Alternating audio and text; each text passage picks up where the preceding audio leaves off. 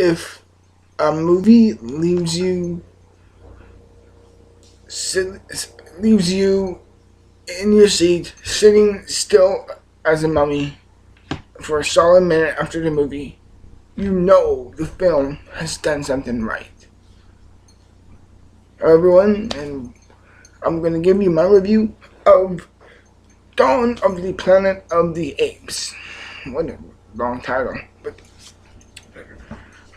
so today I saw the movie Dawn of the Planet of the Apes, and I'm here to give you my fucking thoughts. Oh my god. I'm sure anyone here who's watching this video is hearing of the praise of this film.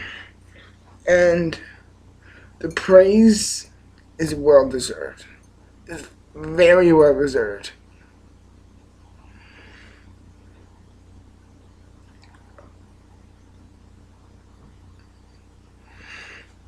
Let's give you the story. Basically, it's been 8 years since the events in the first movie, and basically the human race is very minimalistic, and they're still just trying to survive off the land, off their barren waste type of land that is left from the deadly virus that broke out from 8 years before. And basically the human race is just trying to survive while the chimpanzees, all these apes, have that advantage that they don't need the technology and the power. That they don't need all that. This is what they need to survive. This nature itself. And basically, the human race is just trying to survive. And then there's one day when a man comes into the tribe of Caesars, and he accidentally kills one of the young chimpanzees. And it basically sparks off a big rivalry between the humans and the apes. And yet Jason Clarke's section of human survivors of this big colony of humans that are trying to survive. Jason Clarke and his character and the people he's connected to in the film are just like, all right, we're not trying to cause a war or anything here. We just want to maintain peace. I know you want that too. We are not here to hurt. We're sorry we're surrendering to you, and we want to deal with nothing right here, alright? And basically, they just try the hardest they can not to spread any war or panic. And basically, through that, there's a few characters on each side who are very trigger itchy, or people who do just see war. And there's people who, I love this, is that there's a certain thing about in this film. And that this number one thing this film does extraordinarily well is that it never points the finger. It never saying that's the hero, that's the villain. It gives an explanation for everything. There's reasons why they make these decisions. There's reasons why they go to this limits. And I love it. I love those moments when you see Caesar and oh crap, I'm so sorry. The other chimpanzee. Who gets the green light, same as Caesar. I'm just gonna search it up.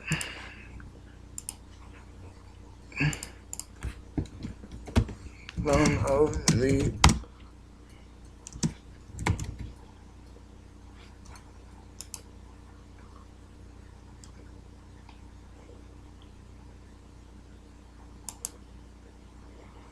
Here we go.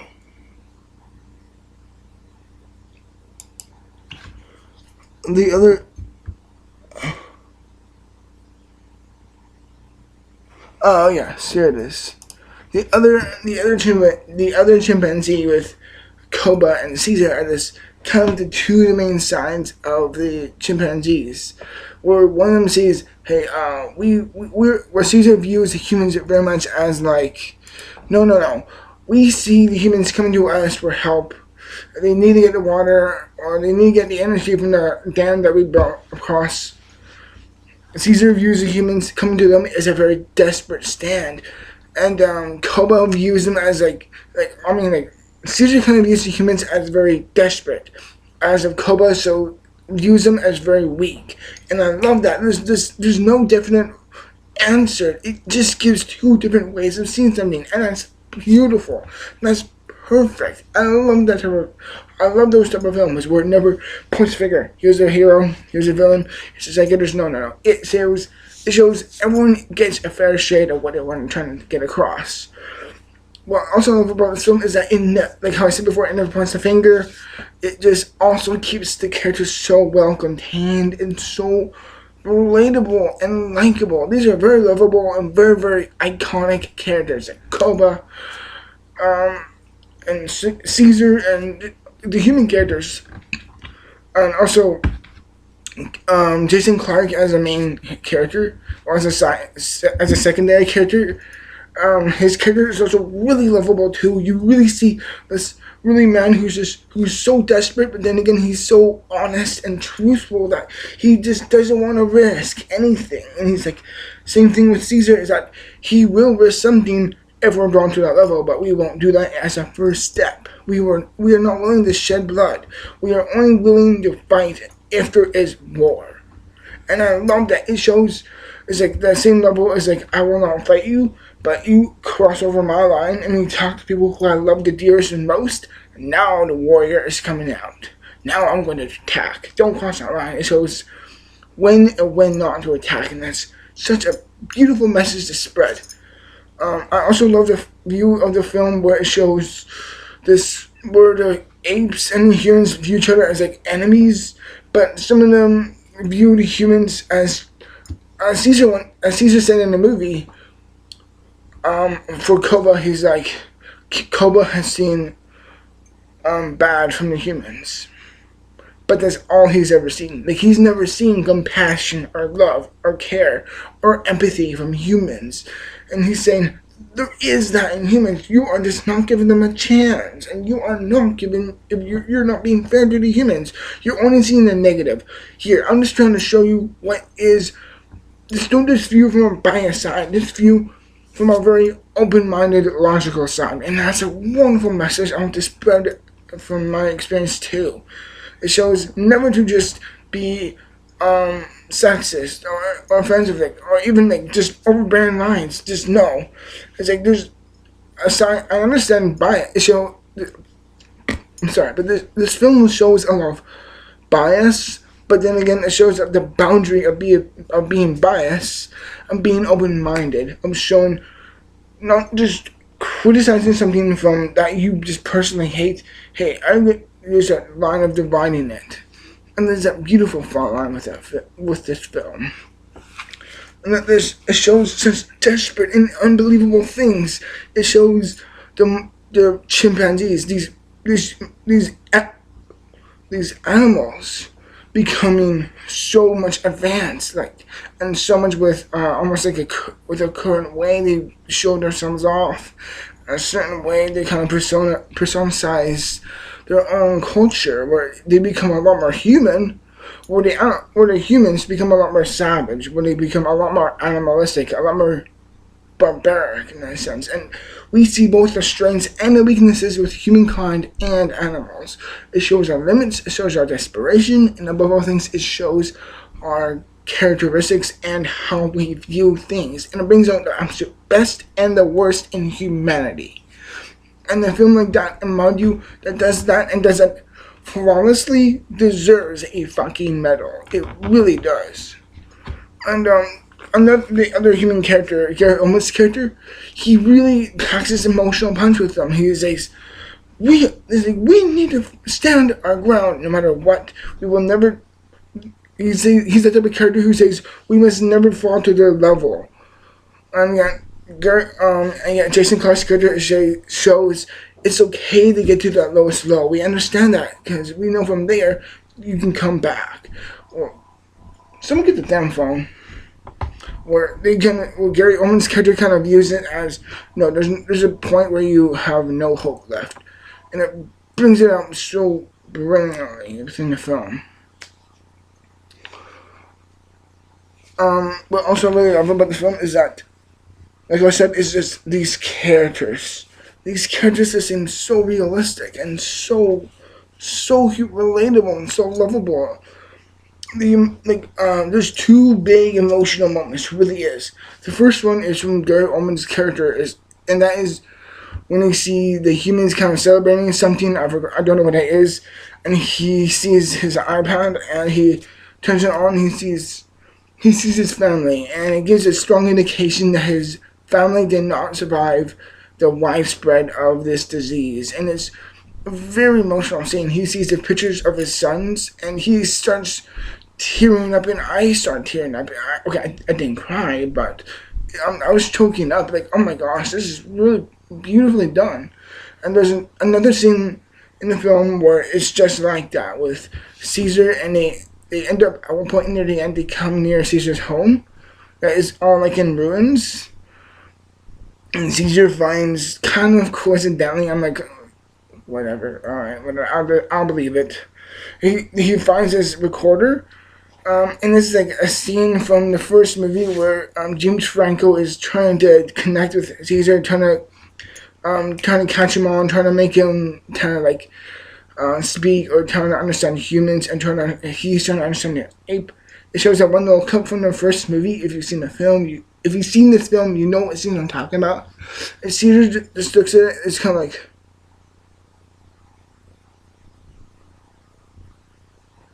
like that, and it's beautiful. It's so well done. The effects, man. The friggin' effects. Like, I haven't seen effects this great in a very long time. I think this is the best effects of 2014.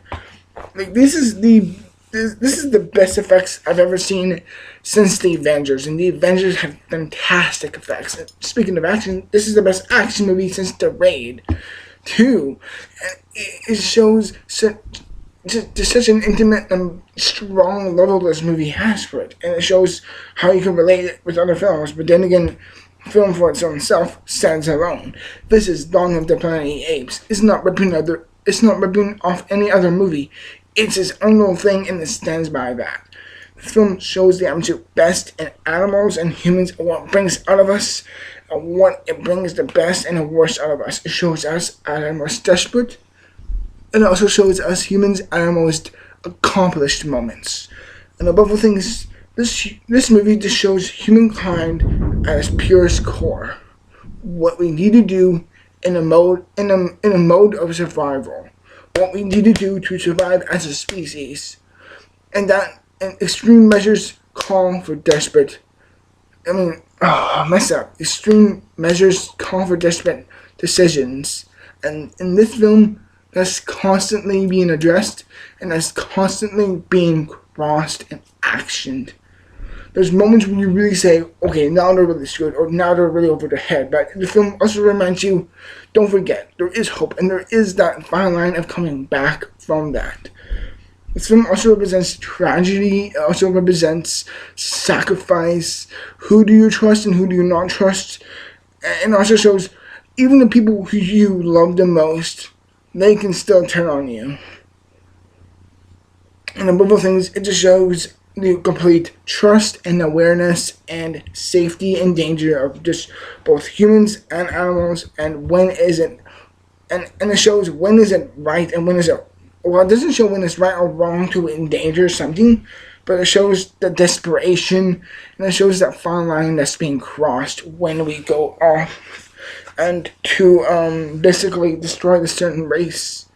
And it says in the end, do we deserve that? Do we really want to cause such harm to something? Because in the end, we know what happens to them could ultimately could happen to us as a species.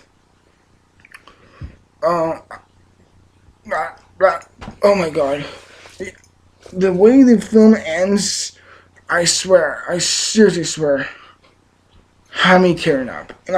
And I'm proud to admit that I was tearing up at the end. I didn't cry, but I was like this close to actually coming to tears. Like, I was like, oh gosh. Another thing I want to say about this film is that I saw it in 3D, and although it doesn't really lend itself that much to being 3D, I was like this. When you see the textures on, let's say, on the trees, or on the apes, or on the horses, or even there's like one scene with a bear, and that's pretty awesome. You really see the texture, and you really see how much focus and dedication it took in this film. It really took so much this honest truth and real compassion and energy went into this film. And honestly, like, I swear, it's like I see Peter Jackson directing this at times. Like, there is just so much passion and love and energy put into this film that you really can't help but respect and love. And this, above all things, this movie just shows that fine line when we become human or monsters or animals. And it really does show that balance. It's not about peace. It's not about war or anything like that. It's finding that perfect line. It's not peace. It's not war. It's that balance. It's that yin and yang that we need to survive. And in the end, it shows, above all things, it's about frailty, about truth, about freedom, sacrifice, and above all things,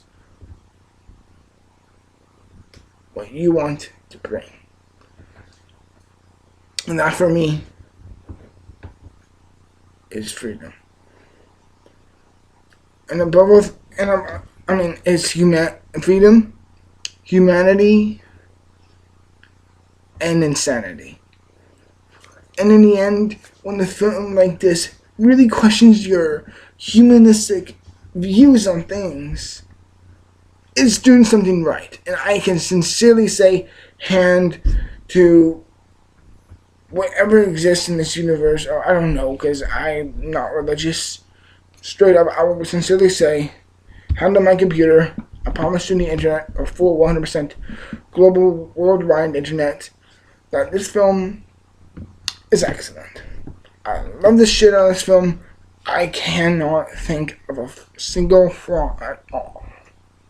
I give this film a strict 100%. I love it to death. It is probably my favorite film of this year so far. Should I say that? I don't know.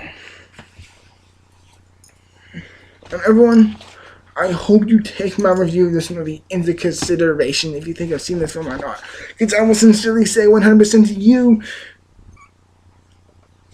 that this film deserves your attention. It deserves all of this. Because this film is just monumentally amazing. It's visually impressive. It's intriguing and interesting with the characters.